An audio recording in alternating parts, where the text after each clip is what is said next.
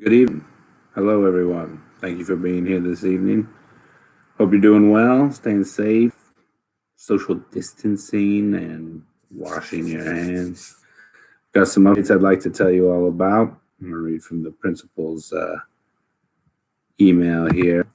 So, the first round of computer distribution is tomorrow. If you do not, sorry, let me start over. If you have internet at home and you don't need a hotspot, but you need a computer, go to Northeast Middle from 10 a.m. to 2 p.m. tomorrow and get your computer. You need a parent or guardian to sign out for it. If you need an internet hotspot and a computer, then you need to go on Wednesday, April 8th from 8 to 11 a.m.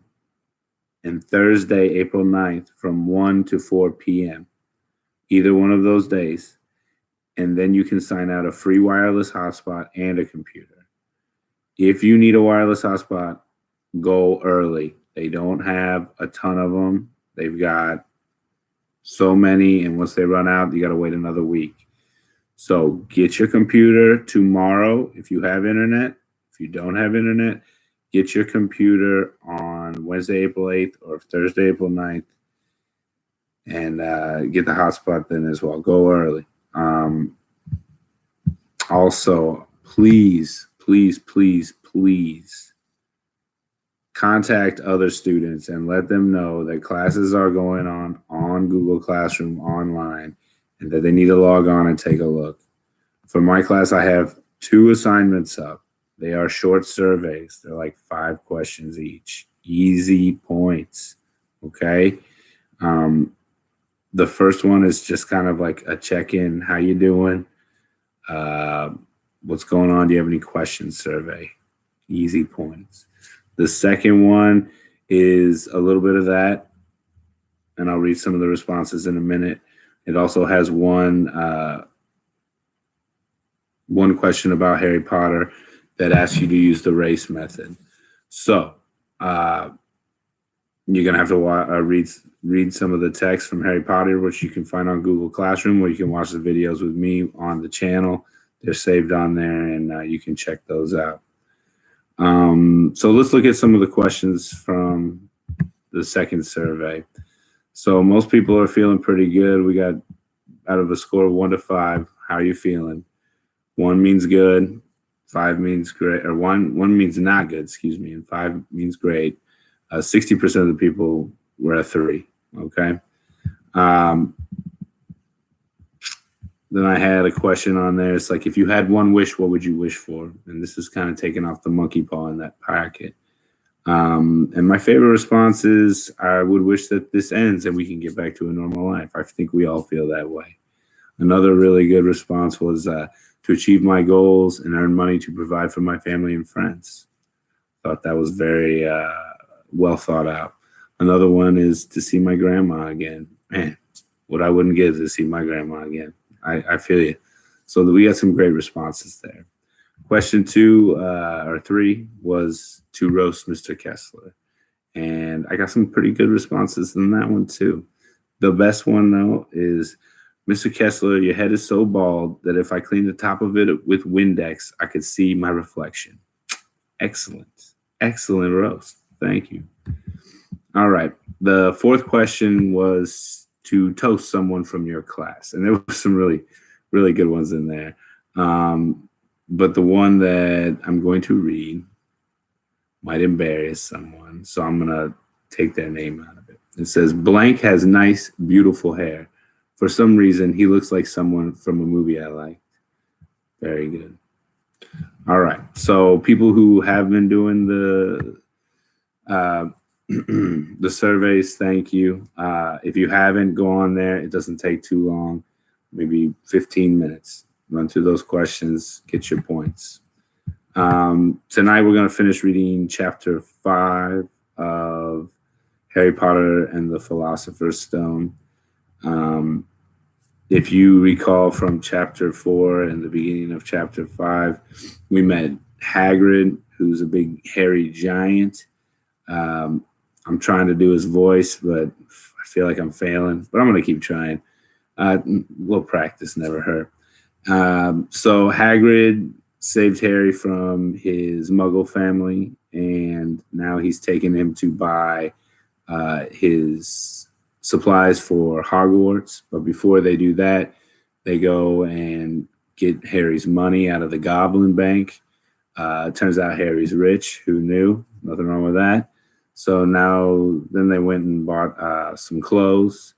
And while they were buying clothes, Harry met another student who he didn't care for, and they talked a little trash to each other. So Harry's feeling a little down, and now Hagrid is about to cheer him up. That's where we're at. We're going to continue reading the rest of chapter 5 today, and then I'll probably cut it off. I don't want to get too far ahead before everybody gets their computers and stuff, so I'll be this might be a little shorter video. Okay, so we're right in the middle of chapter 5. Hagrid and Harry are talking after buying his clothes for school. And what are Slytherin and Hufflepuff? Schoolhouses, there's 4. Everyone says Hufflepuff are a lot of duffers, but I'll bet I'm in Hufflepuff, said Harry gloomily. Better Hufflepuff than Slytherin, said Hagrid darkly. There's not a single witch or wizard who went bad who wasn't in Slytherin. You know who was one. You know who was at Hogwarts? Years and years ago, said Hagrid. They bought Harry's school books in a shop called Flourish and Blots, where the shelves were stacked to the ceiling with books as large as paving stones bound in leather, books the size of postage stamps and covers of silk, books full of peculiar symbols, and a few books with nothing in them at all. Even Dudley, who never read anything, would have been wild to get his hands on some of these. Hagrid almost had to drag Harry away from the curses and counter-curses. Bewitch your friends and befuddle your enemies with the latest revenges, hair loss, jelly legs, tongue-tying, and much, much more, by Professor Vindicus Viridian. I was trying to find out how to curse Dudley. I'm not saying that's not a good idea, but you're not to use your magic in the Muggle world except in very special circumstances, said Hagrid. And anyway, you couldn't work any of them curses yet. You'll need a lot more study before you get to that level. Hagrid wouldn't let Harry buy a solid gold cauldron either. It says pewter on your list, but they got a nice set of scales for weighing potion ingredients and a collapsible brass telescope. Then they visited the apothecary's, which was fascinating enough to make up for its horrible smell, a mixture of bad eggs and rotted cabbages. Barrels of slimy stuff stood on the floor. Jars of herbs, dried roots, and bright powders lined the walls. Bundles of feathers, strings of fangs, and snarled claws hung from the ceiling. While Hagrid asked the man behind the counter for a supply of some basic potion ingredients for Harry, Harry himself examined silver unicorn horns at 21 galleons each and minuscule glittery black beetle eyes, 5 newts a scoop. Outside the apothecary's, Hagrid checked Harry's list again. Just your wand left. Oh, yeah, and I still haven't got your birthday present. Harry felt himself go red. You don't have to. I know I don't have to. Tell you what, I'll get your animal. Not a toad. Toads went out of fashion years ago. You'd be laughed at, and I don't like cats. They make me sneeze. I'll get you an owl. All the kids want owls. They're dead useful. Carry your post and everything.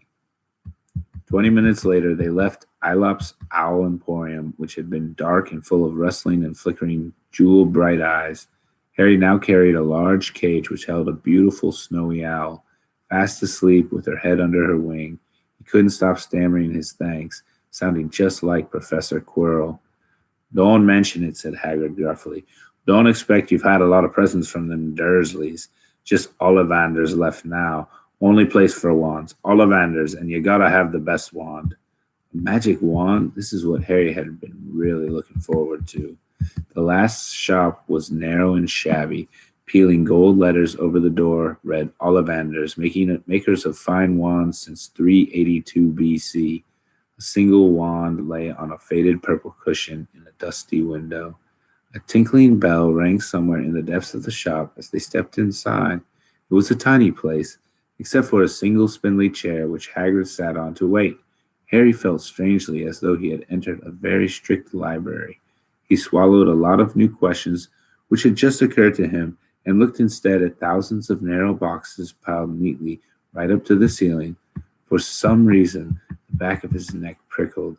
The very dust and silence in here seemed to tingle with some secret magic. Good afternoon, said a soft voice. Harry jumped. Hagrid must have jumped too, because there was a loud crunching noise, and he quickly got off the spindly chair. An old man was standing before them, his wide, pale eyes shining like moons through the gloom of the shop. Hello, said Harry awkwardly.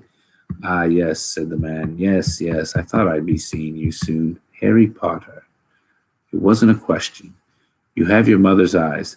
It seems only yesterday she was in here herself buying her first wand, 10 1/4 inches long, swishy, made of willow, nice wand for charm work. Mr. Ollivander moved closer to Harry. Harry wished he would blink. Those silvery eyes were a bit creepy. Your father, on the other hand, favored a mahogany wand, 11 inches, pliable, a little more power, and excellent for transfiguration. Well, I say your father favored it. It's really the wand that chooses the wizard, of course. Mr. Ollivander had come so close that he and Harry were almost nose to nose. Harry could see himself reflected in those misty eyes. And that's where Mr. Ollivander touched the lightning scar on Harry's forehead with a long white finger. I'm sorry to say I sold the wand that did it, he said softly. 13 1/2 inches. Powerful wand. Very powerful. And in the wrong hands, well, if I'd known what that wand was going to do, go out into the world and do. He shook his head and then, to Harry's relief, spotted Hagrid. Rubeus Hagrid, how nice to see you again. Oak, 16 inches. Rather bendy, wasn't it? It was, sir, yes, said Hagrid. Good wand, that one. I suppose they snapped it in half when you got expelled, said Mr. Ollivander, suddenly stern. Yes, they did, yes, said Hagrid, shuffling his feet. I've still got the pieces, though, he added brightly. But you don't use them, said Mr. Ollivander sharply. Oh, no, sir, said Hagrid quickly. Harry noticed he gripped his pink umbrella very tightly as he spoke. Said Mr. Ollivander, giving Hagrid a piercing look. Well now, Mr. Potter, let me see. He pulled a long tape measure with silver markings out of his pocket. Which is your wand arm? Well, I'm right-handed, said Harry. Hold out your arm. That's it. He measured Harry from shoulder to finger, then wrist to elbow, shoulder to floor, knee to armpit, round his head. As he measured, he said, Every Ollivander wand has a core of powerful magic substance, Mr. Potter. We use unicorn hairs, phoenix tail feathers, and the heartstrings of dragons. No two Ollivander wands are the same, just as no two unicorns, dragons, or phoenixes are quite the same. And of course, you will never get such good results with another wizard's wand. Harry suddenly realized that the tape measure, which was measuring between his nostrils, was doing this on its own. Mr. Ollivander was flitting around the shelves, taking down boxes. That will do, he said, and the tape measure crumpled into a heap on the floor. Right then, Mr. Potter, try this one, beechwood and dragon string. 9 inches, nice and flexible. Just take it and give it a wave. Harry took the wand and, feeling foolish, waved it around a bit. But Mr. Ollivander snatched it out of his hand almost at once. Maple and phoenix feathers, 7 inches, quite whippy. Try. Harry tried, but he had hardly raised the wand when it too was snatched back by Mr. Ollivander. Oh no, here, ebony and unicorn hair, 8 1/2 inches, springy. Go on, try it out. Harry tried and tried. He had no idea what Mr. Ollivander was waiting for. The pile of tried wands was mounting higher and higher on the spindly chair. But the more wands Mr. Ollivander pulled from the shelves, the happier he seemed to become. Tricky customer, eh? Not to worry, we'll find the perfect match here somewhere. I wonder now. Yes, why not? Unusual combination. Holly and phoenix feather, 11 inches, nice and supple. Harry took the wand. He felt a sudden warmth in his fingers. He raised the wand above his head, brought it swishing down through the dusty air, and a stream of red and gold sparks shot from the end like fireworks, throwing dancing spots of light on the walls. Hagrid whooped and clapped, and Mr. Ollivander cried, Bravo! Yes, indeed. Oh, very good. Well. How curious. How very curious. He put Harry's wand back into its box and wrapped it in brown paper, still muttering, Curious, curious. Sorry, said Harry, but what's curious? Mr. Ollivander fixed Harry with his pale stare. I remember every wand I've ever sold, Mr. Potter, every single wand. It so happens that the phoenix whose tail feather is in your wand gave another feather, just one, and it is very curious indeed that you should be destined for this wand when its brother gave you that scar. Harry swallowed. Yes, 13.5 inches. You. Curious indeed how these things happen. The wand chooses the wizard, remember. I think we must expect great things from you, Mr. Potter. After all, he who must not be named did great things. Terrible, yes, but great. Harry shivered. He wasn't sure he liked Mr. Ollivander too much. He paid 7 gold galleons for his wand, and Mr. Ollivander bowed them from his shop. The late afternoon sun hung low in the sky as Harry and Hagrid made their way back to Diagon Alley. Back through the wall, back through the leaky cauldron, now empty. Harry didn't speak at all as they walked down the road. He didn't even notice how much people were gawping at them on the underground, laden as they were with all their funny-shaped packages, with the sleeping snowy owl on Harry's lap. Up another escalator, out into Paddington Station. Harry only realized where they were when Hagrid tapped him on the shoulder. Got time for a bite to eat before your train leaves, he said. He bought Harry a hamburger, and they sat down on the plastic seats to eat them. Harry kept looking around. Everything looked so strange somehow. You all right, Harry? You're very quiet, said Hagrid. Harry wasn't sure he could explain. He just had the best birthday of his life, and yet he chewed his hamburger, trying to find the words. Everyone thinks I'm special, he said at last. All those people in the leaky cauldron, Professor Quirrell, Mr. Ollivander. But I don't know anything about magic at all. How can they expect great things? I'm famous, and I can't even remember what I'm famous for. I don't know what happened when the night my parents died. Hagrid leaned across the table. Behind the wild beard and eyebrows, he wore a very kind smile. Don't you worry, Harry. You'll learn fast enough. Everyone starts at the beginning at Hogwarts. You'll be just fine. Just be yourself. I know it's hard. You've been singled out, and that's always hard. But you'll have a great time at Hogwarts. I did. Still do, matter of fact.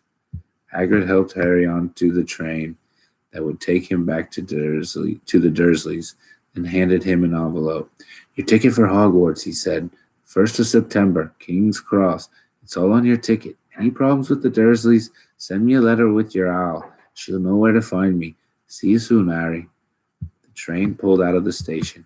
Harry wanted to watch Hagrid until he was out of sight. He rose in his seat and pressed his nose against the window, but he blinked and Hagrid had gone.